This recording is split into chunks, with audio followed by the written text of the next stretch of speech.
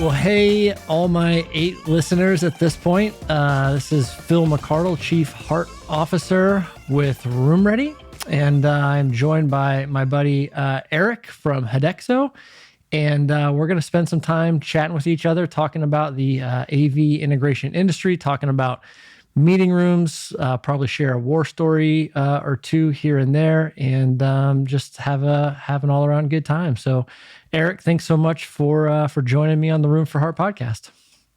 Thank you, sir. It's very cool to be here. I do appreciate the opportunity. Yeah. So you were saying when we connected and kind of set this time up that it took you back a little bit, that your dad actually was in radio and hosted a radio show in New York. Can you tell us a little bit about that? Sure. He actually worked for a nonprofit organization in New York City for blind folks, also local to the New York area. And he came up with an idea to put books on tape. At the point, this was probably back 1978 or so. Yeah. There really wasn't anybody doing stuff like that. So he came up with the idea to read the daily news and a couple of books and a couple of news blurbs throughout the day. They would distribute the radios to the people that worked or were associated with the foundation, and they'd be able to listen daily. So it was pretty cool. And he used to bring me there as a child to cut and splice the old big wheel tapes. Yeah. Kind of got me into the whole situation here, the whole business. Yeah. Pretty cool. Yeah. Technology, the power of audio, the power of, well, not quite video yet, but kind of setting the stage for piquing your interest in that stuff. That's super fun. So absolutely. Tell me a little bit about how you got started in the AV industry. What was your introduction, or what roped you in? Sure, it's a little bit of a weird story, but I graduated college with a degree. I was about to become a teacher. I was all ready to go after a 4-year degree. Yeah. And one of my friends at that point offered me a job working for the phone company for Nortel Networks at the time. Overnight shifts in New York City, installing central office equipment. So the money was really good, and it was a lot better than compared to being a teacher at that time. So I kind of made the decision, whether it was good or bad at that point, who the heck knows. But I dove into that. I was there for about a year. It unfortunately ended pretty quickly. It was just one of those odd contracts. And another friend of mine in the business said that another company local on Long Island was hiring for not AV at the time, but it was more data cabling and working in New York City for the union, for CWA. Great company, great folks. They were awesome. Yeah. These two brothers that had a small company on Long Island, and they took me in. What were their names? I was with them out of curiosity. Oh, sure. It's Jim and Tom D'Angelo, and the company is NCD Communications. Nice. They're still operating out on Long Island. Awesome group of folks. Yeah. Wonderful people. So they got me into the business. I was there for 12 years. At one point in about 2008, we were doing some data cabling for an IT company. The gentleman at the IT company saw my bag full of tools and all sorts of fun stuff that I had. And he said, "Hey, we have this thing called telepresence. Would you like to look at it?" So I actually had an old model of telepresence in the room. Was able to look at it and kind of train for a couple of days on how to dismantle and install. So from that point on, I did my first telepresence deployment with a few of the folks from that company, and then they just set me loose into the world. And I was installing telepresence directly for this IT company for 4 years. Yep. So what was that telepresence? What was that telepresence unit? Was that an old Tandberg one? That was the CTS 3000 and 3200 respectively back in the day, and it was kind of like their second immersive, as you know. Exactly. Tandberg T3 was the first one that I knew of. Yep. And then it morphed into the CTS, so I kind of got involved that way. It then evolved into the TX and then the IX. So we were able to kind of stick with it. It became a passion of mine.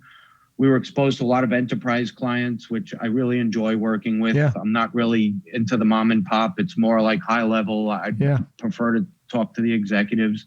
That IT company started to falter a little bit with some of the deployments of the Cisco equipment. So at that point, I was told there's probably not much work left for you in this realm. Oh, so wow. I started looking a little further, and I found another telepresence company over in Europe that was kind of operating at the time. And I jumped in with them, became a lead, and handled all the worldwide deployments. And I've traveled the world globally installing this stuff.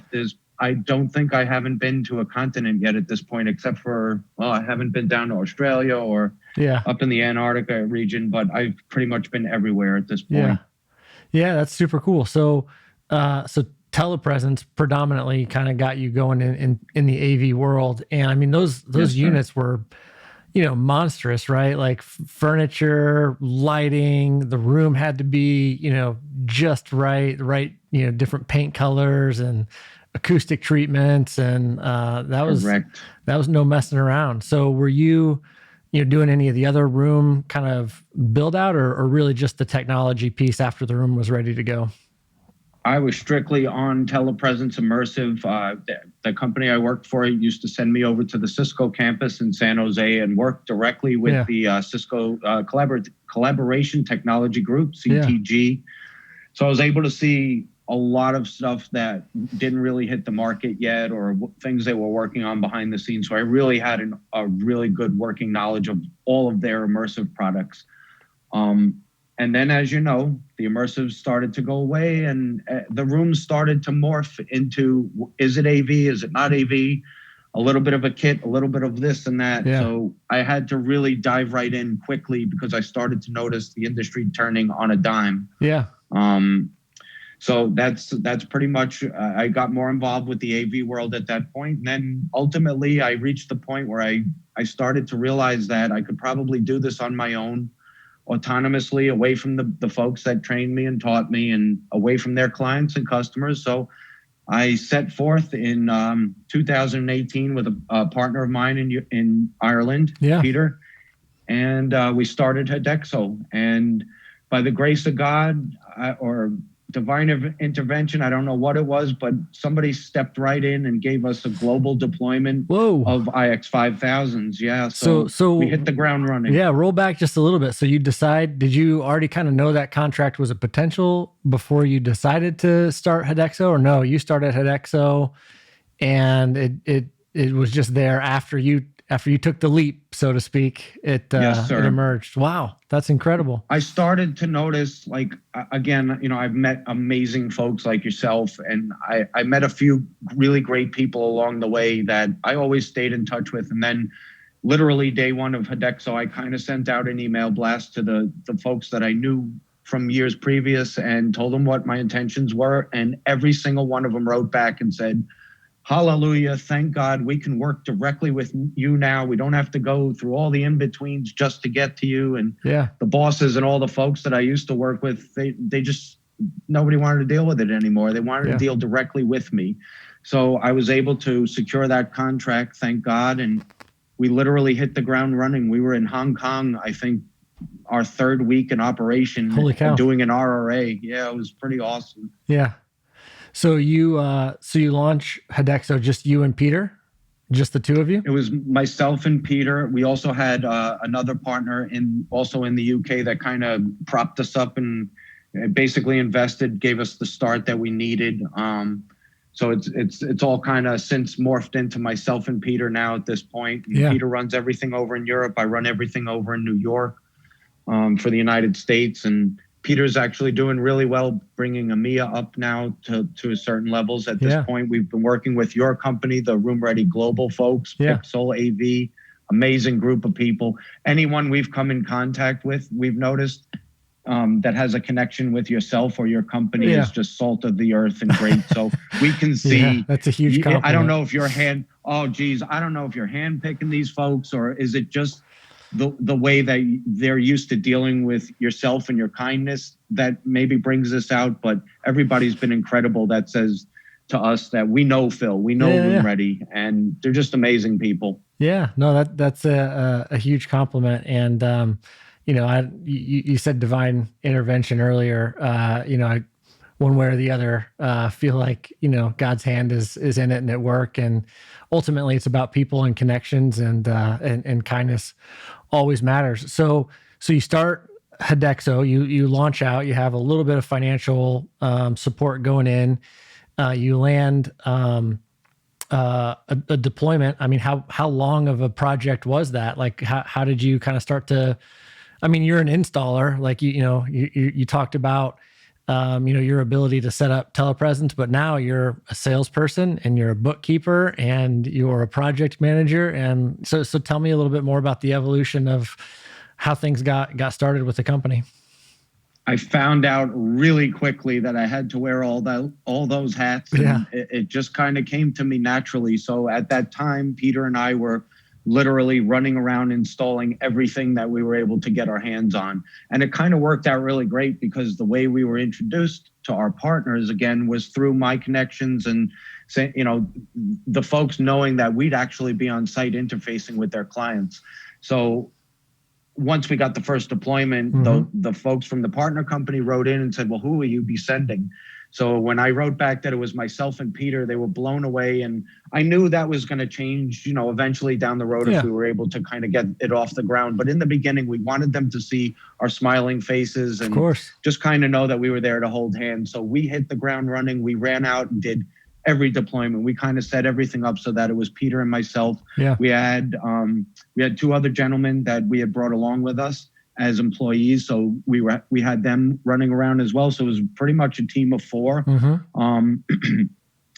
Then my awakening moment was Peter called me one day and said, dude, you have to take some rest here. You're sending out emails at midnight, and I know you're working on site till 8 p.m. So that was kind of my awakening. And we started to realize we needed to delegate a little bit and also hire on a few more people. But again, we wanted to wait and see how people responded to us. And again, we were also told in the beginning, you guys are never going to make it. This industry's so watered down. You'll get murdered by all these companies that have been working out there for years. But we took a leap of faith and it worked.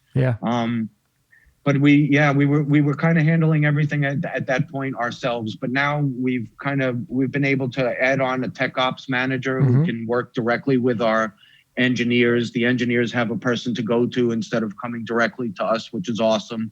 Makes them feel comfortable that they don't have to bother the boss every day. So we're starting to evolve. We're picking ourselves up off the ground. Of course, I have to revert back to last year. COVID, as it did for everybody, built an entire wall around us. And Peter and I were faced with a very harsh decision. March 16th, when the president announced that the borders were closing and everything was shutting down, Peter and I were in Miami. We had just finished a meeting. We were having dinner. We looked up at the TV. We looked at each other and said, holy cow, we've got to get you out of here. His wife was due with baby, as you were also kind of going through the same situation. And he's 3,000 miles away. The phone's ringing, the wife's screaming. So we got him on a flight. We got him out of there. You guys were amazing to us throughout the entire scenario. Your team reached out to us on the 31st with an emergency job we were able to help you guys with. Oh, that's great. I will say this, Phil, there are only 2 people that reached out to us during that 3-month period of time. It was yourself, and it was also my other friend who is actually a mentor of mine. He works for one of the big partner companies, but just an amazing person. Yourself and this other man were the only people to reach out and say, hey, are you guys okay? And it just shook me to my core to think that you guys took the time out of your life and your day to reach out to me. Was just an absolute incredible moment, and it was inspiring. So at that point, we decided not to furlough anybody. We held on to our employees. We took a heck of a beating. How big were you at that point? How big were you at that point in time? Not too big, thank God. We only had 7 employees, plus myself and Peter. So it wasn't too bad. We were kind of able to absorb the hit.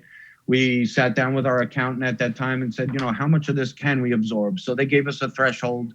Luckily, the government stepped in with a bit of a loan to help us for small business. So I thank God every day for that. And we made it through. And we once June hit, we were able to kind of hit the ground again. Not running, but we slowly made our way out there. But, now the world and the business is evolving. We're getting shut down for COVID pauses in buildings. Last week, we were shut down for security concerns because of what's Oh, wow. happening today in the Yeah. world. So, Yeah. it's something new that we're dealing with, and we're just kind of rolling with the punches. But Peter and I have always been good at stuff like that, so it kind of comes naturally to us, I feel. Yeah. So uh, so at the whole like kind of just onslaught of last year, March. So you started in 2018. What month did you start in 2018?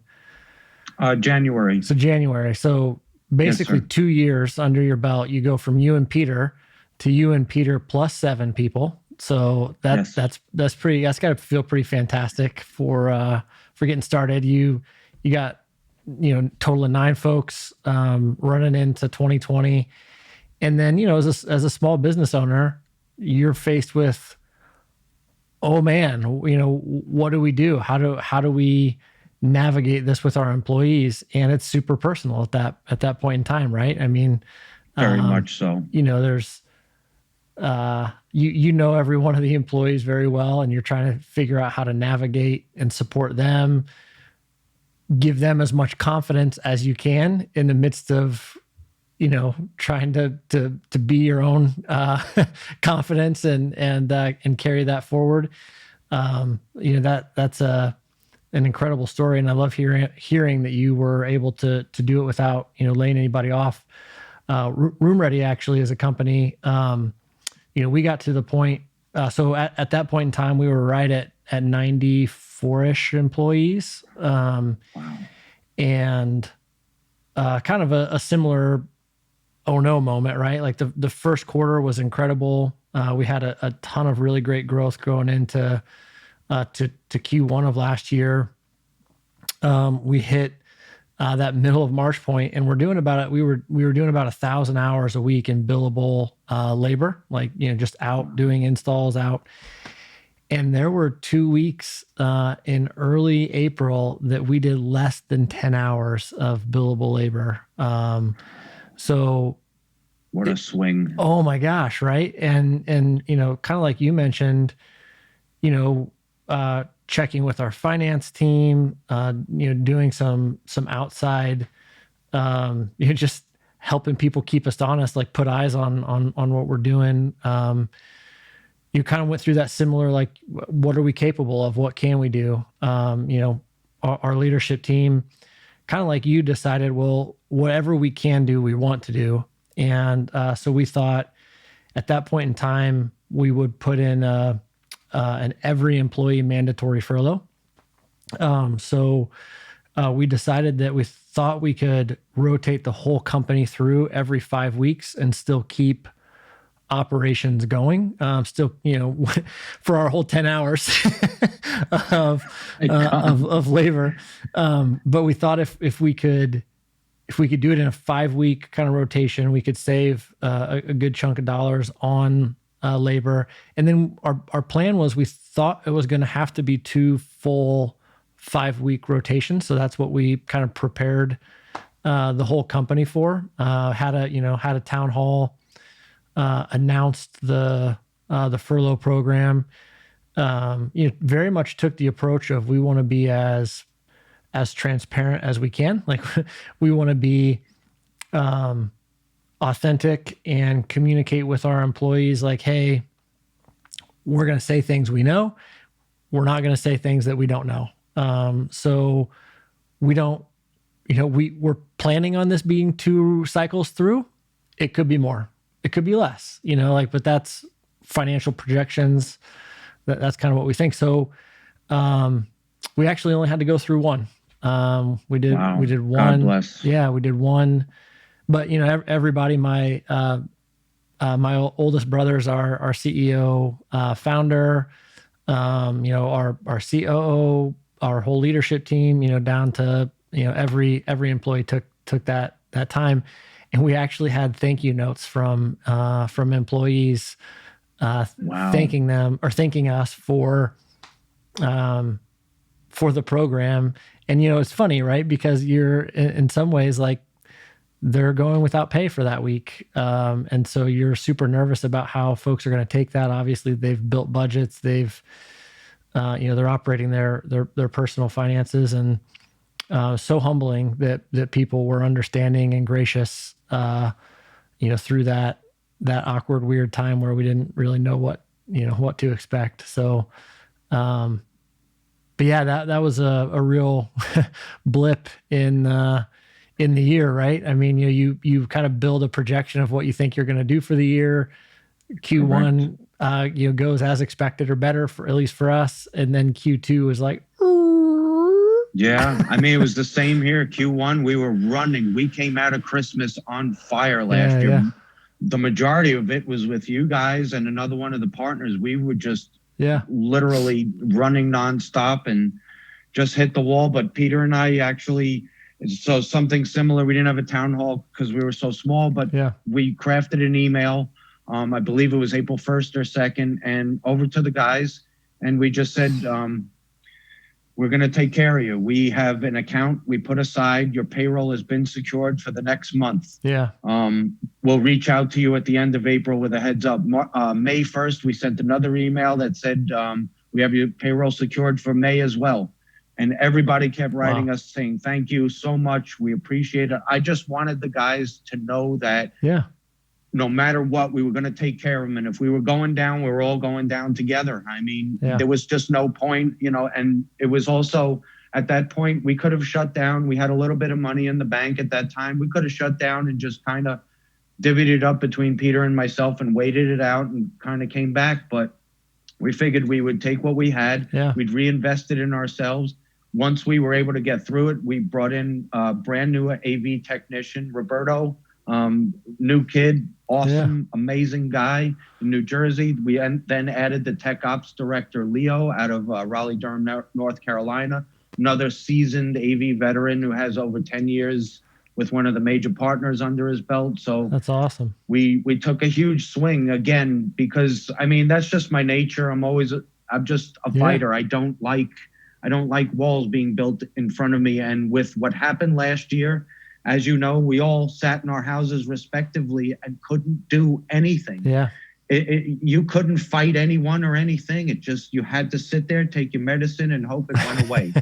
Face it. Yeah, right on. Yeah.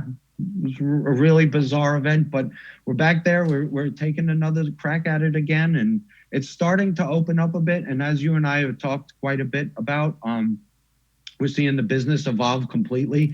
We're seeing enterprise kind of disappear for a little while. We all know everybody's going to go back to the office at some point. But the attention definitely has shifted to education, pharmaceutical, anything to do with the medical industry, of course. We're all kind of looking for the essentials now at this point. Government, of course, they never shut down. So it's really a big switching of the gears this year and kind of just focusing on where can we get into cleanly. And I also, another, as you've been dealing with as well with your men, we're very nervous about the men being out there just in the general public. Everybody went from a safe space, a quarantine space for 3 months, to all of a sudden, hey, we're out there again. We're in the airports. We're across America. And I call my guys every single day and let them know and ask them if they're comfortable. Is everybody healthy? We have a good COVID testing regime going on. They do COVID testing at home. Plus, they're also going to some of the local places that do it for free. So we have a lot of the COVID testing going on. And just really just trying to make sure everybody's okay and safe. And again, if anybody ever feels uncomfortable in any situation, we pull them right out and make sure they're out of that situation. So it's a very, our attention is super focused now on everyone and everything to do with the company day to day. Not that it wasn't before, but our senses are super heightened now at this point with health and safety. Yeah, kind of, similar on our side. We did have that, significant chunk of time where there just wasn't work. Buildings weren't open. We couldn't get in places. A lot of our guys doubled down on training initiatives, which was incredible. We came out as a lot more, trained with different industry certifications. Back in the summer, all of our technicians actually got Zoom certified. So that was that's brilliant. A good step in the right direction for us. And then, like you mentioned, as we're thinking about, testing and safety for everybody, making sure that we always know where testing facilities are closest to the job sites, so that if anything does come up, if anybody is feeling unwell, we know how to get them to the quickest appropriate place for them to test. We have had guys that were exposed based on, different job sites where, there are other, trades and different folks working as well. And, we had one of our guys, bless his heart, ended up having to quarantine in New York City. A 22-year-old, one of our installers had to just sit in a hotel room for a couple weeks by himself, which it was just unfortunate, but, kind of like you were mentioning, I was calling him on a pretty regular basis. Our field ops director was calling him. His dad also works for us and was calling him. It was kind of funny. I called his dad and just said, hey, what is your son like for snacks? Like, what kind of like goodie bag can we send him? And, actually, do you and his mom just want to go grab stuff and we'll ship it for you? And he said, actually, separate from my son, we were exposed with one of our other kids and their school stuff. And so we're quarantining, so we can't go anywhere. So it was this kind of funny, funny moment in time where, this family had one of their kids quarantining in New York City. They were quarantining in Illinois in their home, based on a different exposure there. And so, yeah, it's a different world we live in. We get letters weekly from different sites letting us know about, what protocols they have in place, but then also like if there was an exposure or something, whether we were indirectly or directly, or, all of those just kind of funny. And then the rules and regulations around all of it. Right. So it's, Right. You're learning almost like a new language, as you navigate all of the guidelines and how to keep everyone, like you mentioned, as safe as possible, while at the same time keeping revenue happening so that a company full of people can buy groceries. So it's true. Just another hat for us to wear. Medical professional now. We've all kind of had to own it a little bit, Yeah. Yeah. So, so you're leaning in, to 2021. You mentioned a couple new techs, or a new tech, a field operations, type of coordinator position. You also hired a VP of sales too, right? I did. Kieran Hamilton. Yeah. He is formerly of Cisco. He actually worked directly with the Collaboration Technology Group. Awesome person. Yeah. I've known him for many, many years. He's out on the West Coast, so he handles things out there for us, out of the Los Angeles area. So he came right in, and I've been trying to sign us up as a Cisco partner for the last 2 years. Peter and I have been running in place. We just could never get through. There's such a tough crowd to get involved with, but Kieran was able to come in and introduce us to the right folks. And he actually, within his first couple of weeks joining us, got Hudexo onto the Cisco partner portal, which we're super happy about because we're actually really big Cisco fans, as you know.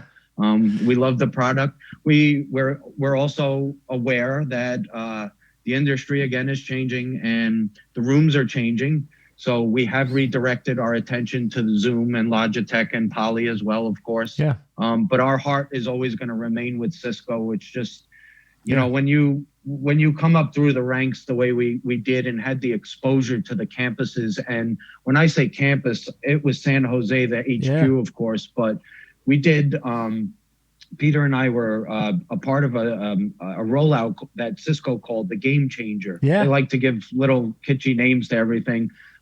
So we were part of a team that went worldwide to every single Cisco office in operation to rip out their old Cisco gear and install new. So the exposure we had within the Cisco world was just amazing. We were also invited to the Cisco live events. We were also invited to the I think it was GTX or GSC, I think it was called, the sales meeting for Cisco. All these really cool closed events that the public never really got exposed to. Peter and I were able to go with Kieran, of course, and again, just kind of dove into that Cisco world. But we grabbed Kieran, and he's VP of sales, and just been doing a heck of a job. And again, that was also a part of the reformation and the reimagination of Hudexo and where we would go. Peter and I think we took it as far as we were able to go until COVID hit. Again, if COVID didn't hit, I think we were just ready to hit the ground running last year, and we're ready to do it again this year. So then your business model, tell me, I know originally you were, providing kind of labor only services to other integrators and IT VARs. Is that still your model? Or are you doing that and direct? Or are you doing, how are you kind of molding to the new world that we're in, and what's your business model like now? The business model is a partner model. It'll always be a partner model. We were fortunate enough to sign with, I would say, maybe 7 or 8 companies that are out there in the business at this point. And it's pretty much round robin. When we're in strong operations, it's whoever's got the deployment next. And I'm on the phone constantly just trying to get everything kind of ahead of us. We don't have any direct clients at this point. We kind of don't want any. We prefer the partners. Pretty much almost every company we work for, we've got logo shirts for the men, so that when they step on site, we're RoomReady or we're this one or that one. And we really enjoy that at the end of the day. We also don't procure anything.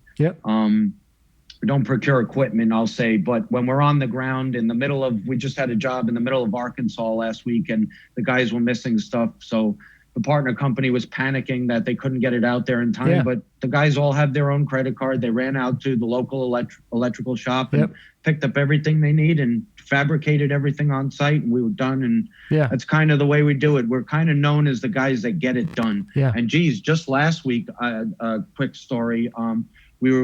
We were asked to dismantle an IX 5000 on the Cisco campus in Massachusetts by one of the partner companies. We did it, dismantled it, packed it up, put it on a truck. It got shipped down. In transit, unfortunately, one of the screens were broken. Oh, no. And the partner company should have went with our white glove delivery service. So that's one other new thing that we provide as well. We'll drive your gear. Once we break it down, we'll take it to wherever you want instead of handing it to a mover or an LTL carrier that'll put our gear in with other stuff.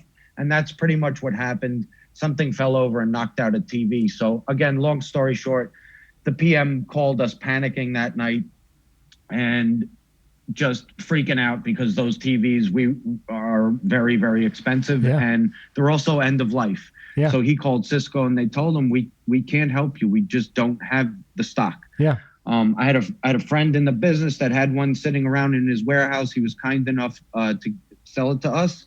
We had our technician drive overnight from DC up to New Jersey, pick up the monitor. He was back on site the next morning. We reinstalled, and the PM was just absolutely blown away at what we did. And that's some amazing stuff that our guys can provide. We're not the 8-hour guys. We're kind of just get it done, stay and get it done at all costs. And I think that's what's been kind of driving our name through the business is we've just ran into so many people that leave at 3 o'clock or their guys put their tools down or they're just not well kept, or they're also mentioning things that they shouldn't be talking about. Again, our guys have been fully briefed before we send them out on every job. We put in big, bold letters, who you're working for, who you're representing. Here's your PM. If your client asks to talk to you in any way through email, redirect them to the partner because we don't want them to see. Basically, we've told our guys that in your head, Hudexo does not exist. The partner company is who we're there for, and always stand strong for them. And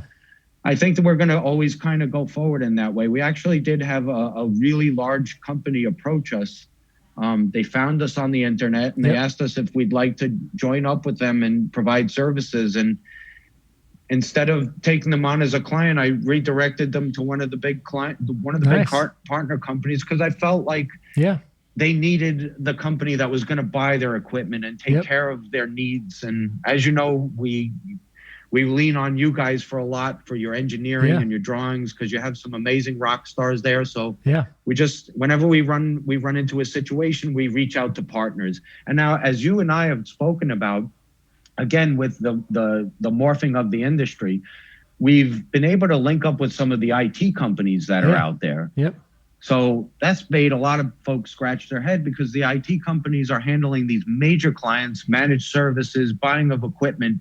And then at the end of the day, their clients are turning to them going, you handle this, this, and this. Why not? Why can't you do the AV portion? Sure.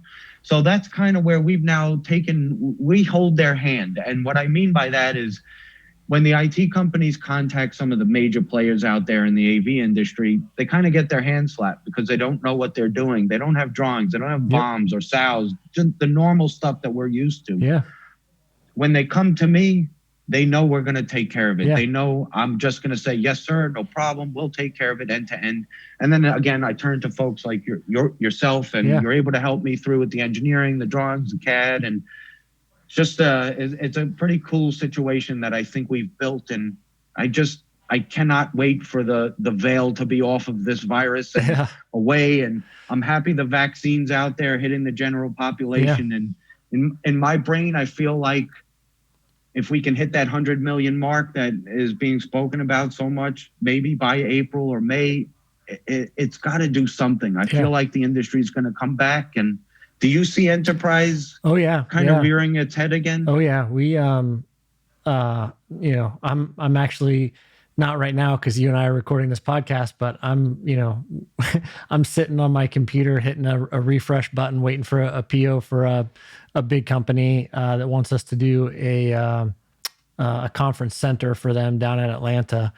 Wow. So that'll be a significant one. And the work actually is supposed to get done in Q1. So it'll be done before April 1st, which will be really good for us. We had another company call my brother, our CEO, and say, hey, we're confident that people are going back to work in Q2, and we want to touch as many of our rooms as we can in Q1 because nobody's been in any of the rooms, and we want to get back in. We want to do a health check, and then we want to start some upgrades. And so they're actually asking us, they have 1,000 rooms. They're asking us if we can get to 200 rooms in Q1 to get things just kind of, back to operational status. So that's awesome. That's so great to hear. I'm just glad to hear that they're starting to come back and they're starting to emerge. Because remember, I think I told you a couple of weeks ago, there was a massive client out there that was just shutting down operations. We went in to rip out floors of technology. Yeah. And then the very next week, the same partner company called and said, hey, we've got another major enterprise client that's shutting down 6 floors in New York City. So that really started to make me panic a little bit. And in my head, I thought enterprise was going to come back rather quickly, but then to see these 2 giants just start shutting down, it was a little nerve wracking, but it's great to hear that you're seeing some movement in the industry. Yeah, no, it's, thank God. Yeah, it's definitely going to come back. And I think this year is going to be a really strong year for our industry. Like you were mentioning earlier, things are looking different, right? We have a real kind of niche and expertise in Cisco along with you, and Cisco WebEx and their endpoints are phenomenal. At the same time, a ton of companies that have a huge Cisco WebEx investment. When their people just went home, they just started setting up, meetings on Microsoft Teams, and Microsoft Teams really proliferated through, organization after organization. And now people are used to sending and receiving and inviting people through Microsoft Teams. And they're actually, they're starting to get back in their conference rooms and then trying to navigate, okay, what does this mean for our Cisco endpoints through Microsoft Teams? So, Cisco's done a ton of work and really created a great CVI connection so that Microsoft Teams and Cisco can kind of have a good sync, a good marriage together. But Cisco's not the only one with a CVI connection. There's PEXIP out there as well. There's other folks where invites originate from different places, and so you're going to click on that CVI link, and the experience might be a little bit different. So there's some stub toes, some bruised shins on just the user experience of how we're all kind of getting back into meetings and meeting room technology. So, it's all just innovation, right? It's all like, how can we learn lessons? How can we, be aware of what our users are experiencing? How can we, create new things that connect people and help technology fade a little bit more to the background, right? That's what we're trying for, really, at the end of the day. So, very true. No, I think it's going to be an incredibly strong year in the industry. I think, it was so funny how our COO, Jamie's a fantastic guy. And, he and I were just kind of talking about, we really stayed flat. We took that kind of dip in April, May. We rebounded a little bit over the summer, had a pretty strong, several months in the fall. And, he made a comment to me, Philip, billions of dollars transacted in our industry, regardless of COVID. Like, there's no reason we shouldn't have grown.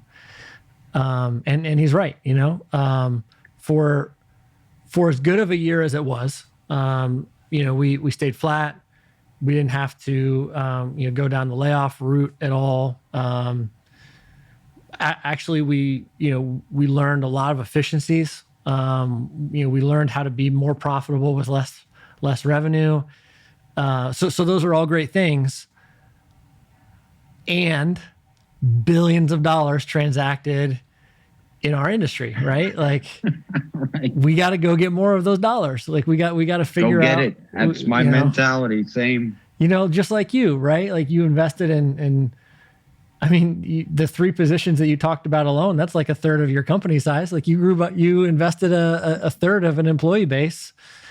So I see that mentality happening in you too. You're like, people are transacting, like, work is getting done. How do I get more of it? Right. Absolutely. And like we alluded to before, the government never shuts down. I started looking at all these entities, just saying, well, they're all still in operation.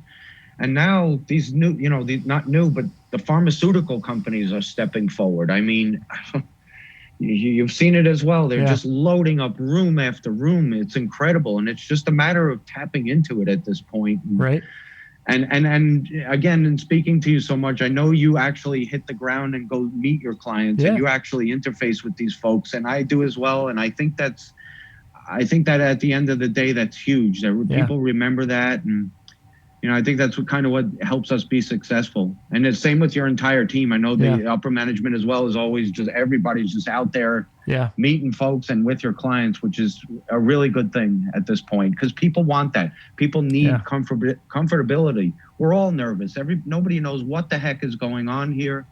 Good, bad, or indifferent. It's just a very, very confusing time. But to put your head down and move forward it tells a lot about a man and about a person, I think. Yeah, it's nobody knows where we're going, right? Like, nobody knows how this thing is unfolding. Like, it's all kind of day to day. We're all trying to navigate how we add value, how we show up and really deliver things that help our clients move forward. How we can provide an experience that keeps them wondering how to continue to get more of that. Like, how we can kind of continue to show up well for them in a way that drives business forward. So, well, huge thing I noticed too. Just to allude to what you just said, we kind of pride ourselves on teaching and teaching the client and not running out of the room. So what I mean by that is, once we put out your new touch panel device, we've seen so many companies that just turn their back and walk off, and the IT guy's standing there going, how the heck do I use all this new stuff? Our men do not leave until the client feels comfortable, feels happy.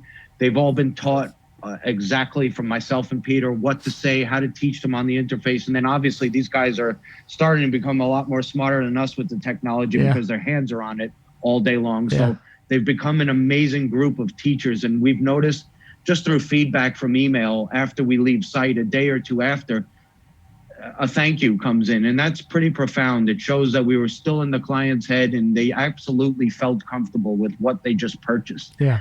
You don't ever want to just throw something in a room and say, well, see you later. It's really, it comes down to making them feel comfortable. And that's another huge part of this industry that I saw was not happening. Yeah. Because things were happening so quickly. The men they're loaded up with jobs throughout the week where they were Monday, Tuesday, then get to the next job. But we've made sure that everybody slows down at the end of the job and gives the client the time that they need to feel comfortable. And your guys do that as well. We've noticed out in the road. There's not many others that do that. And I know that comes from your team as well. I mean, it all filters down, obviously. So we share the same thought with that as well in regards to leaving the client happy. Yeah, one of the coolest or highest compliments I've ever got. It was so funny. And I didn't even hear about it until about a year and a half after it happened. Kind of like you mentioned earlier, we also have a model where, we realize that, we're a small fish in a really big ocean. And there's a ton of IT partners that can move boxes really well. They can move Cisco boxes. They can move Poly boxes. They can move Logi boxes, whatever, but they don't have the capability to hang displays on walls, pull cable through pathways, integrate microphones, connect touch panels. That's not in their wheelhouse. So they move boxes well, they build infrastructure well, they sell licensing well, they help people get on the different meeting platforms. But they need somebody that can actually execute on doing rooms all over the world. So I sold a job with an IT partner, and it was a 64-room job. 40 of the rooms were in the U.S., 40-ish, and then there was 20 plus spread out across the rest of the world. A couple in Australia, a couple in Singapore, Germany, UK. So it was a big deployment, and a year and a half after this is over, right? So the deployment has gone. It was really fantastic. It was great. Everybody kind of high-fived. Client loved it. IT partner, it went well.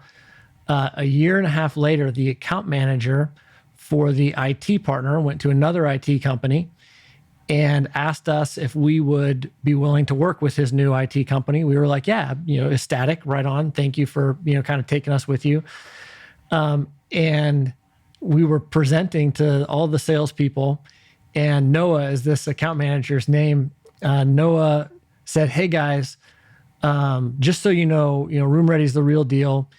And when we did this big deployment for this big financial in Baltimore, it was the only time in my life as an IT salesperson where I got a thank you note from the CEO of the company that we served saying, thank you for turning our meeting room experience around. Our meeting rooms are now good news to our employees. And that's the first time that's ever happened in the history of our organization.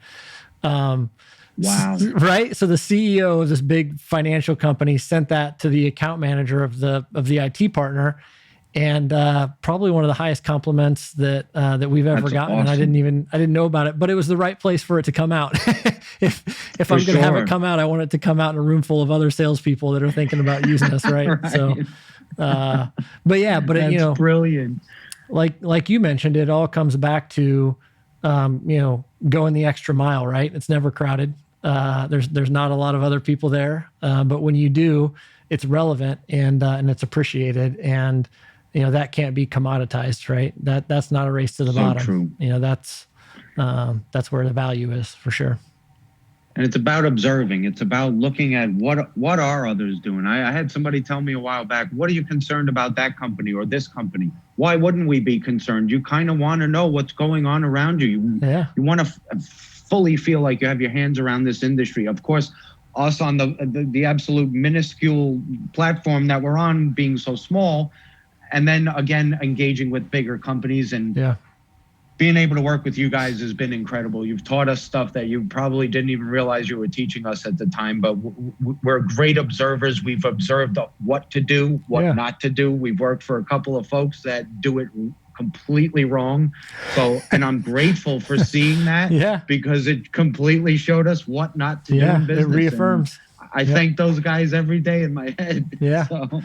No, that's funny. And it, you would never know, that you're a small, fish, right? Like the way that you guys show up, all over the place, whether it's, the way that you show up on LinkedIn, whether it's the way that you show up on calls for planning, whether it's the way that you show up, on site, you punch above your belt, so to speak. So, don't sell yourself short there. You might be, on the smaller side revenue wise and employee, full-time employee count wise, but, you're punching above your belt. That's not going to stay that way for long.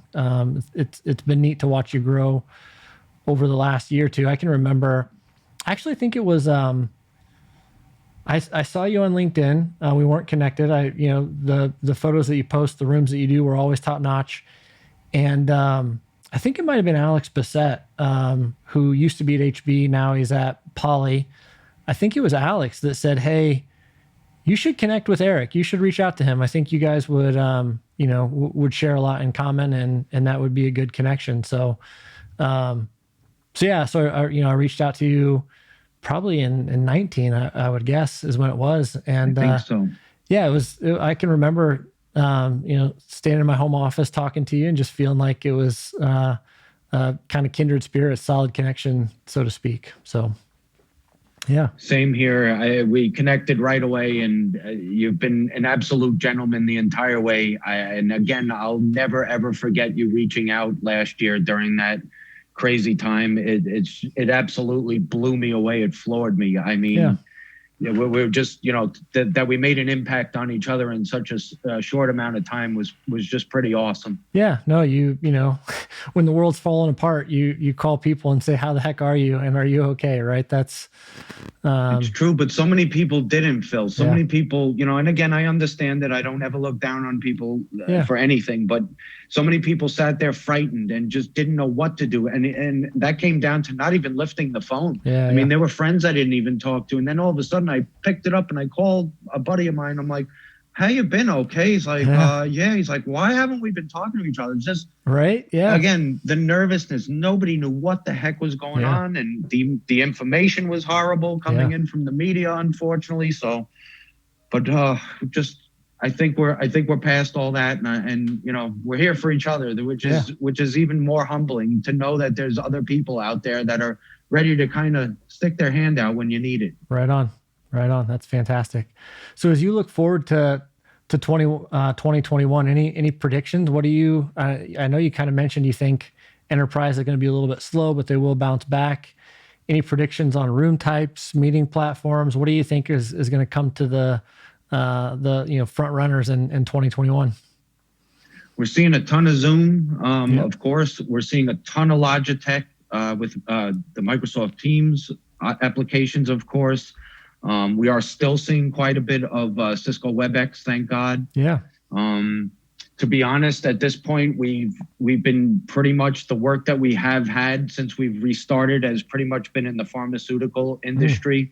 And then kind of handling a lot of service tickets, which is something we didn't really do in the past, just because people had their own service teams, but because service teams and teams in general have been decimated at a lot of these larger companies. I mean, there's one out there that is, they pretty much let everyone go. And it's horrible to even think about, and I feel bad even taking the work at that point, because it's like, at what point do you just not turn back to your folks and bring them back aboard? Yeah. But I guess it's at such a high level, it's completely, over my head, and I don't understand that. Yeah. So either way, we're here to help them, and we're going to try a little bit more in Europe this year. Yeah. Where Peter has been building his team over in the UK. Peter runs everything out of Northern Ireland and Belfast. Nice. So we've been on a couple of jobs in the summer because the borders are still closed and it's still kind of tough. We've been moving a few men around just through trains and stuff. But we're definitely focusing on Europe, and just again focusing on pharmaceutical and education. I'd really love to get into the education business, because in my former life, when I worked for those gentlemen from NCD, we had a contract with the City of New York Board of Education. Yeah. And at that time, there were 2,000 schools in New York City. Jeez. It was an amazing contract. So we ran through all the schools, ripping out old cable, installing new. And I feel like I really know that environment. Yeah. And I'm able to get back in there. We also got very close with a deal with Cisco over the summer for one of the universities in New York City.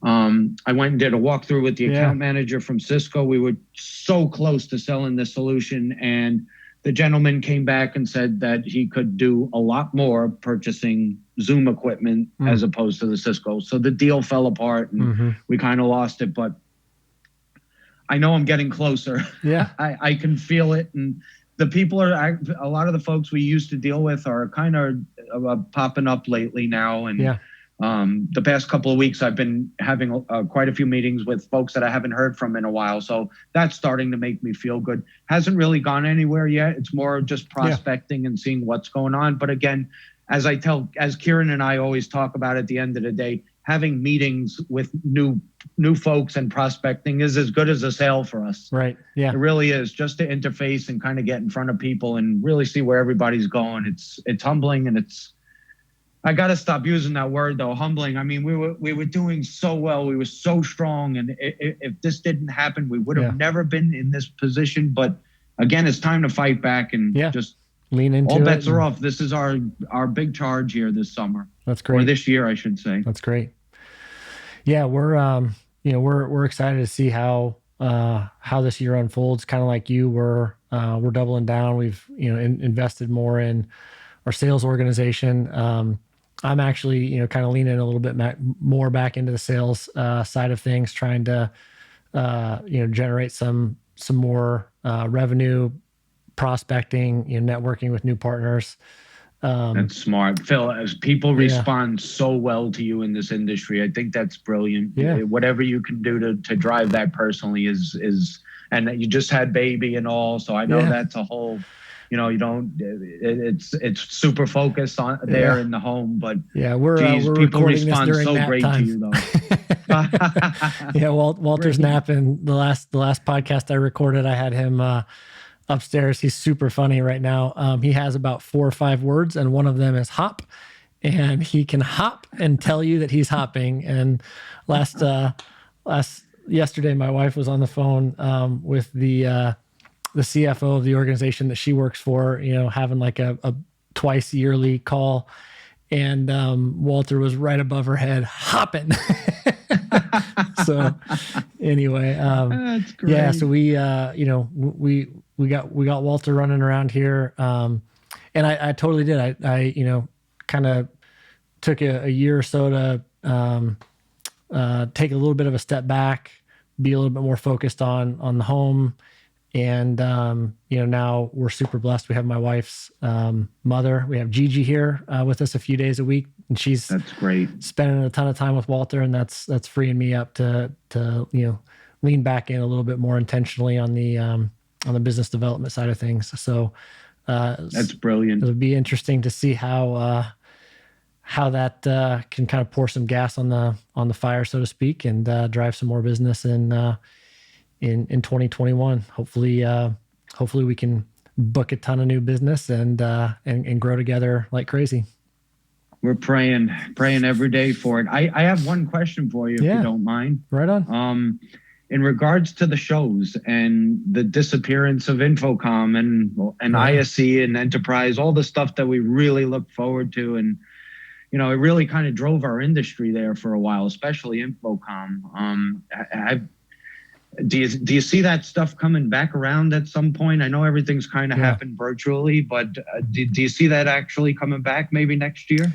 Yeah, and I'm probably a little bit more biased than most, but people like being together. I know that I like being with people, and video is incredible, but it just doesn't completely fill the need to be in the presence of other people. And I agree. I had the handshakes, the dinners, all the stuff that surrounded the interfacing was just, it was incredible. I mean, we just experienced so much with so many new connections from those shows. And I really hope that they come back, and I think it'll be a good kick to this industry as well to kind of get everybody back in each other's face and go, okay, where are we at this point? Because everybody's still dispersed, still see each other through video, but it takes a person to send an invite for that to happen. And, you know, some people don't do that. At Infocom and those shows, there's no escaping each other. We're bouncing into each other all day long. So I hope that comes back around. It's good to hear that you think it may. No, I think that it's only you know, a matter of time. You know, you alluded earlier to you know, the vaccine and you know, the hope that would help people feel more comfortable, help people you know,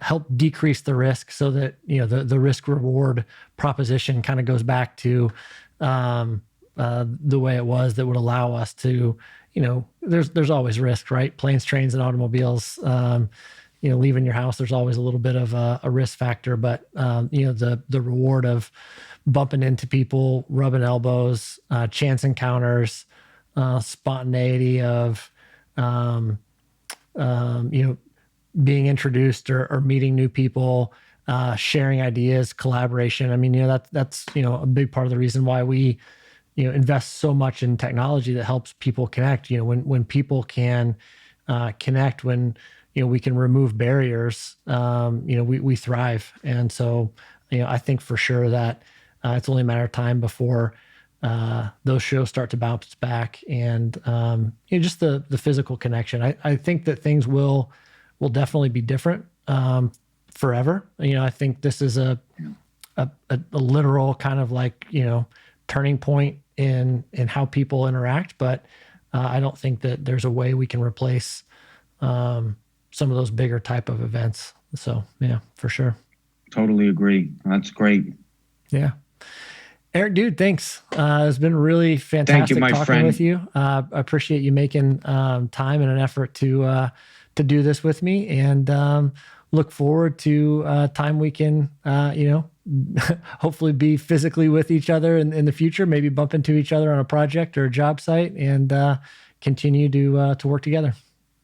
I hope so. Handshakes all around. I can't wait for the day. I appreciate it. And thank you so much for inviting me here, Phil. Appreciate it. Thank you so much. My pleasure. Cheers. Take care, my friend.